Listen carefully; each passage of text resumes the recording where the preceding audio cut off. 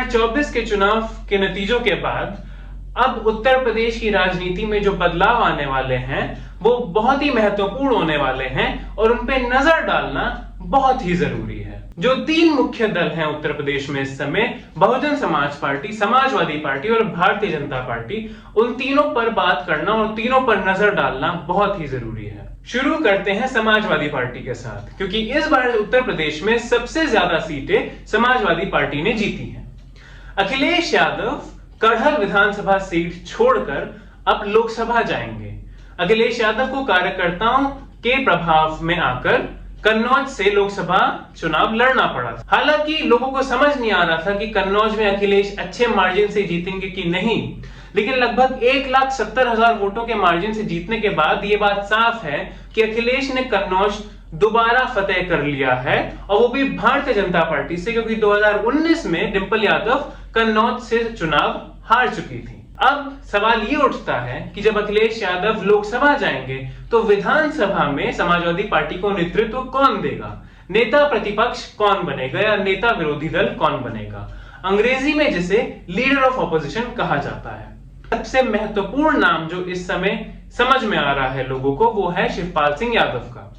वो सिर्फ इसलिए नहीं क्योंकि शिवपाल सिंह यादव बड़े नेता है, मगर इसलिए भी क्योंकि शिवपाल सिंह यादव मुलायम सिंह यादव के साथ राजनीति में उतरे।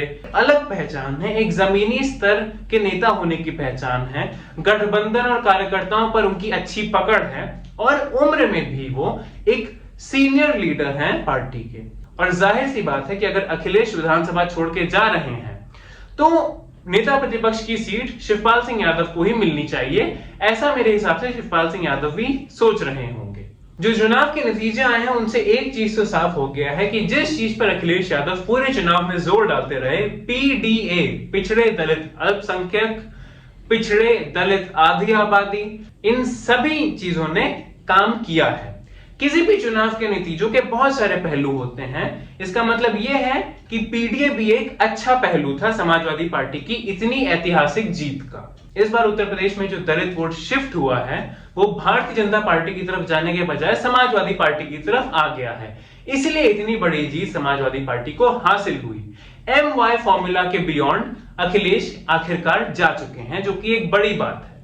ये वोट आमतौर पर अगर मायावती को नहीं जाता तो भारतीय जनता पार्टी में जुड़ जाता, लेकिन इस बार ऐसा नहीं हुआ क्योंकि बहुत सारे मुद्दे थे। संविधान बदलने के मुद्दे थे, एक छोटा सा मुद्दा था कांग्रेस पार्टी का कास्ट सेंसस कराने का मुद्दा, और लोगों में संपत्ति के बंटवारे का मुद्दा कि लोगों को मतलब सुविधाएं देंगे और धनराशि देंगे। लाभार्थी स्कीमों की लड़ाई में इस बार कांग्रेस भी पीछे नहीं थी।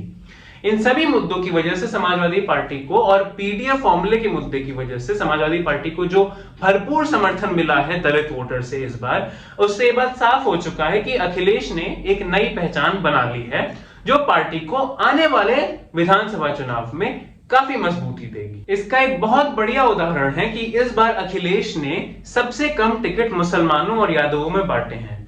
जिन दो वोट शेयर्स के लिए अखिलेश जाने जाते हैं, इस बार उन्हें पीछे छोड़कर उन्होंने दलितों में, पिछड़ों में, अदर ओबीसीज में ज्यादा टिकट बांटे हैं। और सबसे बढ़िया एग्जांपल इसका है कि अयोध्या की सीट जो फैजाबाद लोकसभा है, वहां से समाजवादी पार्टी के अवधेश प्रसाद, जो कि 9 बार के विधायक हैं, उन्हें जीत हासिल हुई है, और भारतीय जनता पार्टी के नेता लल्लू सिंह को करारी हार मिली है। और ये एक बहुत बड़ी खबर है यूपी के नतीजों की कि भारतीय जनता पार्टी राम मंदिर बनाने के बाद, अयोध्या पे इतना फोकस करने के बाद भी अयोध्या से लोकसभा चुनाव हार गई। लेकिन हमें इस बात का ध्यान रखना पड़ेगा कि जो नारा उठा था अयोध्या में कि ना मथुरा ना काशी, अब की बार अवधेश पासी, इससे संकेत साफ कि अब समाजवादी पार्टी को अपने दलित वोट बैंक पे, अपने non Yadav OBC vote banks पर कंसोलिडेट करना पड़ेगा, तभी वो उत्तर प्रदेश में भारतीय जनता पार्टी को मात दे सकती है। अब बात करते हैं परिवार की, जिसको मैं डेब्यू ही मानूंगा और जिसपे बहुत लोग बात नहीं कर रहे हैं। अखिलेश की बेटी अदिति यादव। पहले अदिति यादव दिखाई पड़ती है मैनपुरी में अपनी मां डिंपल यादव के चुनाव में प्रचार करते हुए।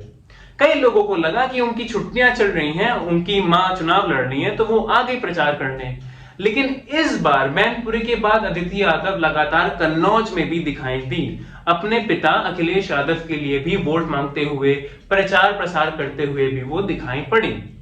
और उसके बाद भी लगातार कई राजनीतिक सभाओं में कई लोगों से मिलते हुए दिखाई दी। उनकी फोटो लगातार आती रही कहीं ना कहीं, किसी ना किसी प्रोग्राम में। और अभी जब अखिलेश ने अपने सांसदों के साथ बैठक की लखनऊ में, तब भी वो महिला सांसदों से बात करते हुए दिखाई पड़ी। तो क्या यह अदिति यादव के डेब्यू की शुरुआत है? 2027 के चुनाव आने में अभी समय है। अदिति यादव की अभी वो उम्र भी नहीं है कि वो इमीडिएटली कोई चुनाव में खड़ी हो सके, लेकिन प्रेपरेशन तो ऐसे ही शुरू होती है ना।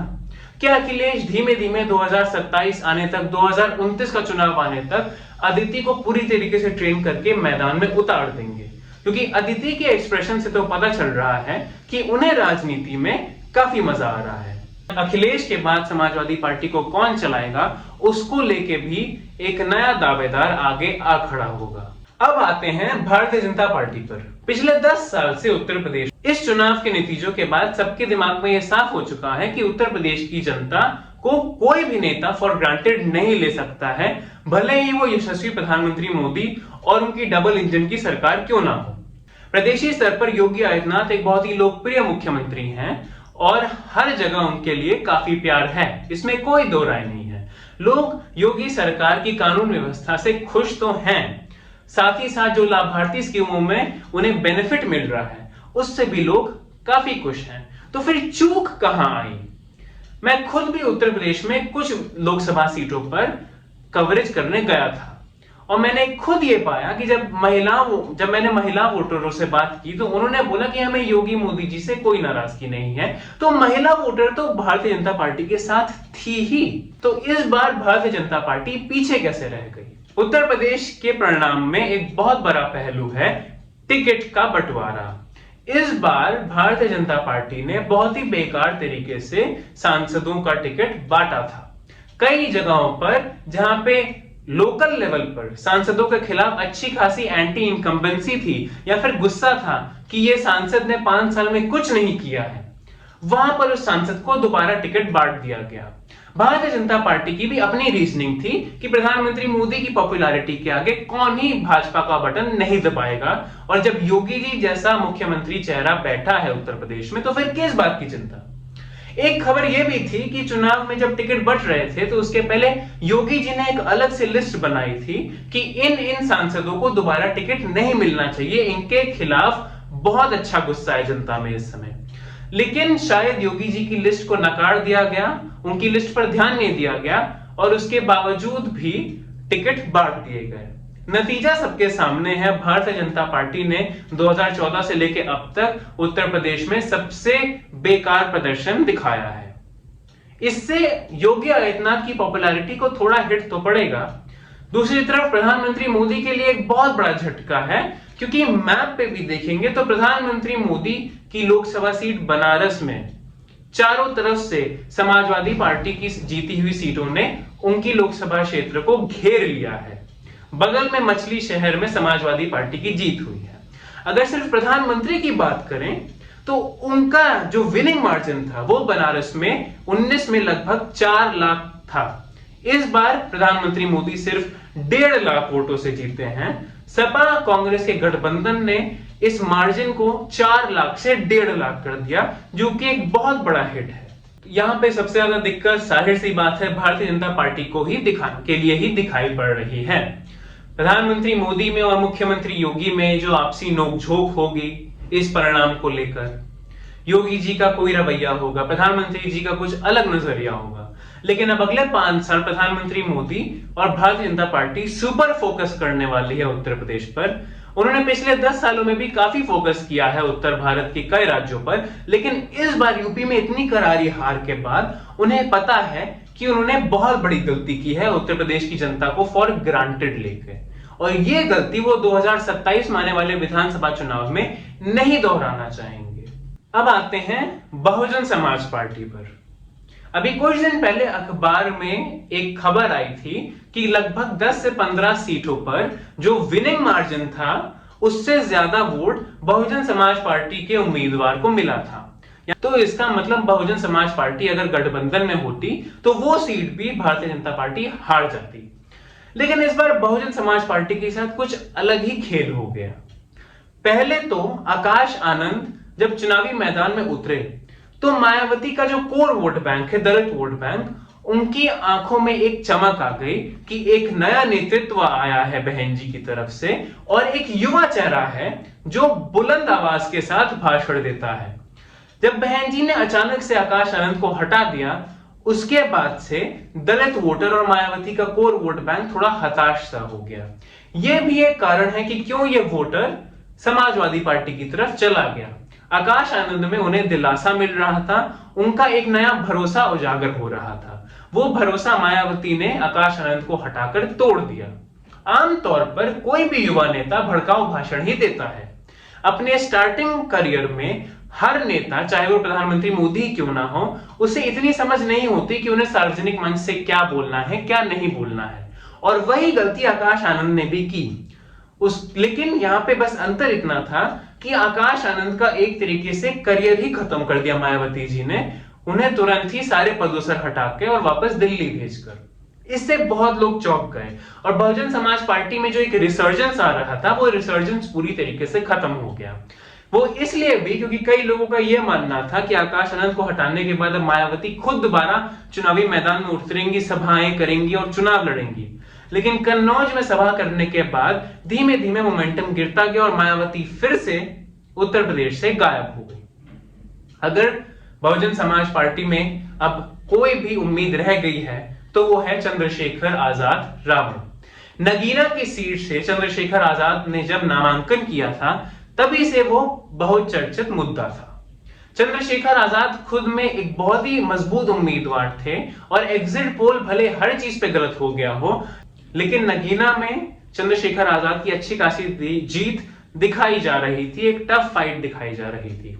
चंद्रशेखर आजाद ने जमीनी स्तर पर नगीना में मेहनत की और वो एक नए चेहरे बनकर उभरे हैं इस चुनाव में, क्योंकि ये बहुत बड़ी बात है कि बहुजन समाज पार्टी अपना खाता भी नहीं खोल पाई, लेकिन जिस दलित चेहरे को लेकर बहुजन समाज पार्टी हमेशा नाराज रहती थी, उसने अपना चुनाव जीत लिया बिना बहुजन समाज पार्टी के सपोर्ट के।